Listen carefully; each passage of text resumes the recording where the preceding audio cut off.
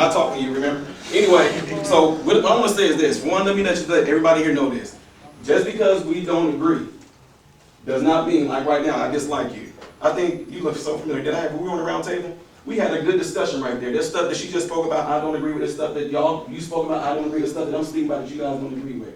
One of the worst things that we can absolutely do is to let evil sit there and divide us and start hating each other over this.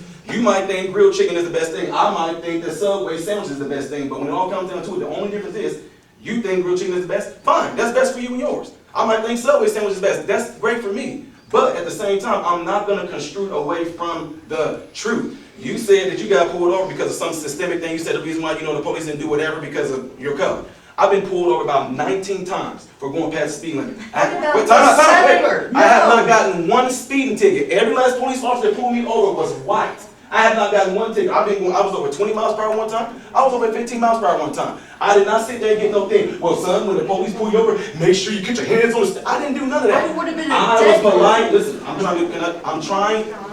I was being polite when the police officer pulled up. He pulled me over. He said, I pulled you over for? I said, I know why, because I was speeding. He said, well, how's your day going? I said, it all depends on if you're going to give me this ticket or not. So my point is, I understand that we all got differences in here. I understand that none of us going to be able to see eye to eye on it. But at the same time, my number one thing is to get down to the truth of the matter. I, as a black man, last time I checked, I was not suppressed by any white person. I, as a black man, could not be shown a systemic thing because I came from the ghetto, from Chicago down to Decatur, didn't have no concept of a lot of this stuff that you guys are even talking about right now. When somebody mentioned to me about systemic racism or something like that, I was so naive, I was like, y'all show it to me. Point it out. Well, it's everywhere. Well, can somebody point me to where it's at? Well, it's everywhere. Everybody sees, but as a black man, can you please show me so I can go ask a systemic racist, powerful white man? Where's that? Show me the system. And I totally agree with what you said right there. You said we need to have a conversation. Totally agree with that. But my thing is, folks, understand this. This is what this evil system behind this whole thing do not want any of us doing. It does not want us talking to each other because guess what? If we talk to each other and discover our differences and all that, we can come to common ground and say, okay, we just want to agree to disagree, but I'm not going to hate you. I'm not going to respect you. I'm not going to not like you. I come from an area where there was no hope for me.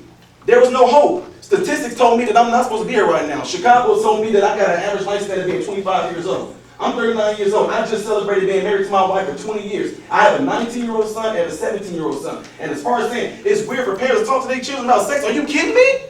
I talked to both of my sons about it, 19 years old and 17 years old.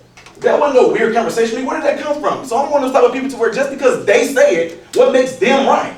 Whoever said, oh, it's so weird, where is that coming from? I don't need a teacher, a stranger that I don't know, teaching my sons about sex. I don't need to do that. No, I'm not sitting there to throw shade at nobody, but I'm just telling you, as a parent, I'm about to wrap it up. I'm done. As a parent, it's my responsibility to teach my children about things like sex, about things like so-called race and all that. That's my responsibility. I don't need a school who's going to have a book from somebody else's perspective teaching my children to see it the way that person who wrote the book see it. Plain and simple.